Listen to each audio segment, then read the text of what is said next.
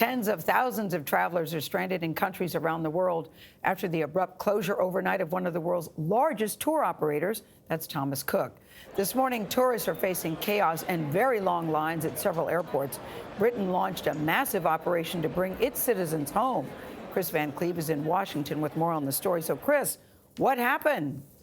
Well, they ran out of money. Good morning. Thomas Cook was the world's oldest travel firm, and its collapse immediately impacts about 150,000 British tourists currently on vacation around the world, including here in the U.S.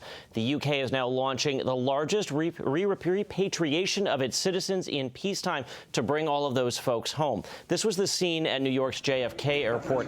The British government is warning there will be delays and headaches, but says it has contracted a small fleet of airliners to get all of its citizens home.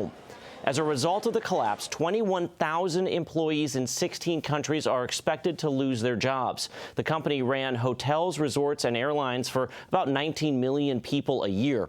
Thomas Cook blames a slowdown in bookings partially due to the anxiety and uncertainty around Brexit. The final Thomas Cook flight arrived at Manchester Airport this morning.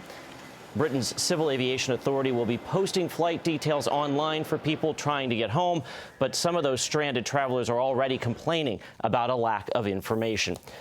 Future vacation bookings have also been canceled. That impacts roughly 1 million future travelers.